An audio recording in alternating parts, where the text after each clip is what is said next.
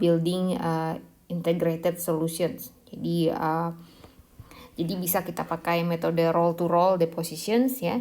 Jadi kita dengan metode ini ya, dengan metode seperti printing majalah ini, kita bisa membuat banyak silicon solar cell dalam waktu yang lebih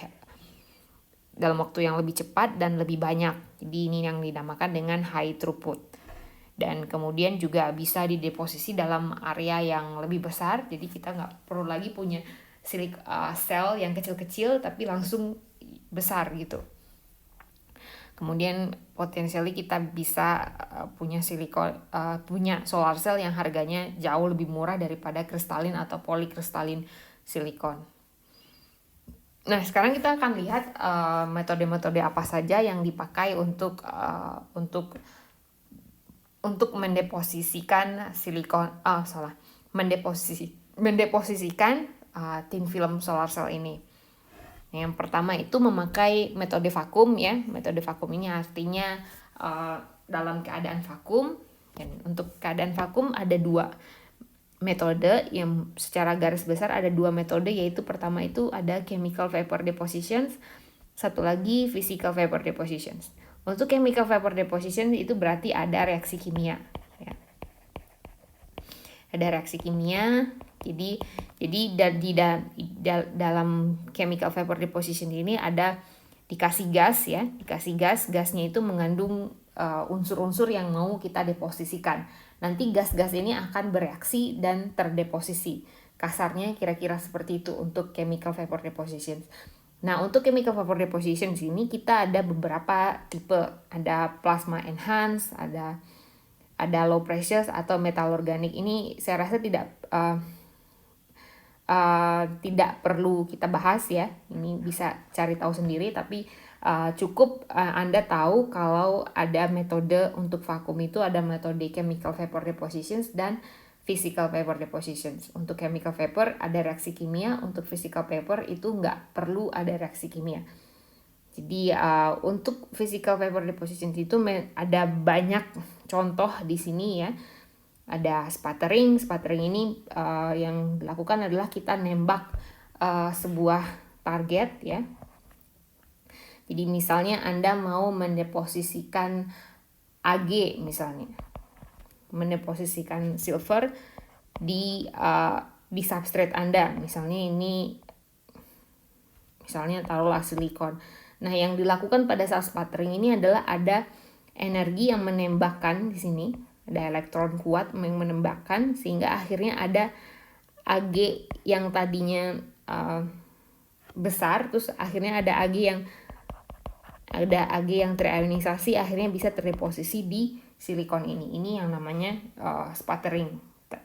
Thermal evaporasi juga ini target kita ini. Jadi di physical vapor deposition ini biasanya yang mau kita deposisikan itu ada bukan dalam bentuk gas. Kalau di chemical vapor itu biasanya dalam bentuk gas. Kalau di physical vapor depositions yang mau kita deposisikan itu biasanya dalam bentuk disebut juga dengan target ya. Itu dalam bentuk padat seperti ini, terus dikasih energi, akhirnya target ini terionisasi ya. Terionisasi dan terdeposisi di substrate-nya nanti. Jadi ini ada juga beberapa macam ya. Silahkan untuk dilihat. Ini kalau mau tahu lebih banyak, ini banyak di Wikipedia. Tapi bedanya antara chemical dan physical itu, kalau di chemical ada reaksi kimia dan biasanya itu dalam bentuk gas ya, dan dia bereaksi lalu terdeposisi. Sedangkan chemical vapor deposition ini biasanya ada punya target ya, dan itu dikasih energi, dikasih dalam bentuk fisik. Jadi bukan dalam bentuk reaksi kimia, dan akhirnya bisa terdeposisi. Jadi untuk vakum ini kita perlu kelebihan dari vakum ini adalah film yang terbentuk itu tuh high quality. Jadi kualitas dari film yang terdeposisi itu biasanya sangat bagus ya, karena purity-nya bagus, kualitasnya bagus, ketebalannya bisa diukur, segala properti dari film itu juga bisa diukur. Itu makanya di sini disebutkan kalau itu high performance, karena kualitas film yang dihasilkan itu bisa kita atur kemurniannya, ketebalannya,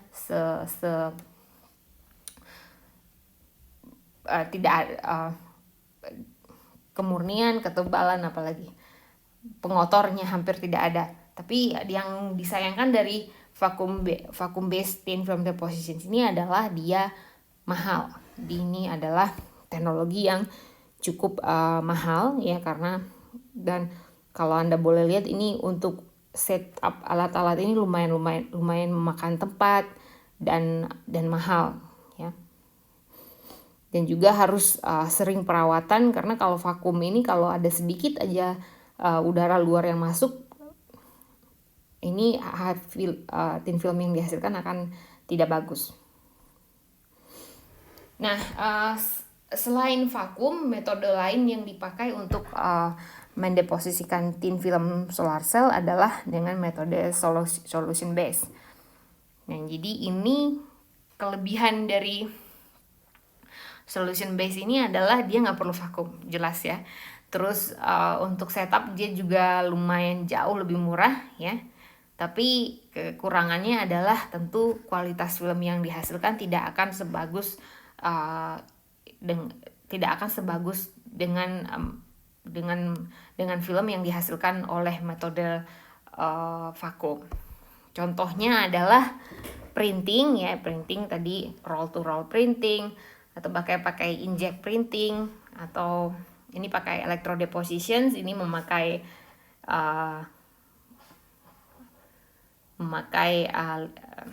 ini gimana saya menjelaskannya.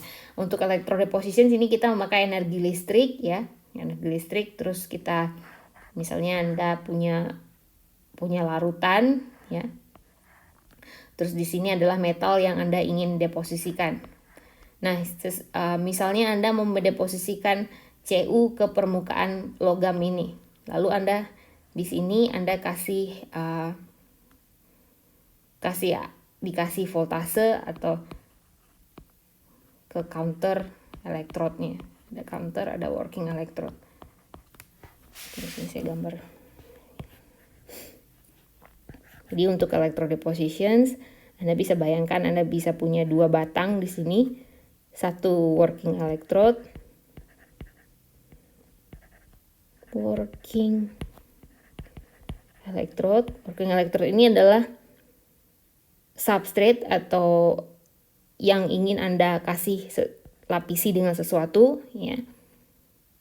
Lapisi thin filmnya, yang ini adalah counter electrode. Nah, di counter electrode inilah Anda kasih listrik ya, dikasih energi listrik, sehingga misalnya Anda mau mendeposisikan Cu. Nah, Cu ini ada di larutan di sini. Cu misalnya Cu2+, karena dikasih energi listrik, Cu2+ ini bisa terdeposisi menjadi Cu di working electrode ini. Kira-kira kasarnya seperti itu untuk electrodepositions. Terus ada yang namanya casting. Casting ini sama kayak melapisi ya. Tidak perlu pakai energi macam-macam, cuma pakai energi mekanik kayak kita ngecat gitu ya. Terus ada colloidal synthesis. Colloidal synthesis ini sintesis kimia ya. Ini ada reaksi kimia di sini. Atau layer by layer deposition sini, misalnya Anda ada beberapa jenis material yang ingin dideposisikan. Misalnya Anda satu layer Anda mau mendeposisikan Cu, satu layer lagi Anda mau mendeposisikan Ag. Maka misalnya ini Anda ada beberapa larutan di sini. Jadi Anda deposisikan dulu ke sini, setelah itu diangkat lagi, terus deposisikan ke sini, terus diangkat lagi, deposisikan ke sini. Jadi ini yang namanya layer by layer depositions. Jadi layer by layer deposition ini dipakai kalau misalnya ada beberapa material yang ingin dideposisikan. Biasanya ini dikasih surface permukaan ini tuh biasanya dimodif dulu sehingga bisa terjadi layer by layer deposition sini. Tapi ini untuk lebih jelasnya itu banyak reaksi kimianya di sini yang layer by layer ini lebih ke arah fisikal, bukan. Jadi untuk lebih jelasnya Anda bisa baca sendiri, tapi intinya untuk layer by layer deposition ini ada beberapa material yang ingin dideposisikan secara selang-seling dan perlu ada modifikasi dari permukaan substrate yang ingin kita deposisikan tersebut.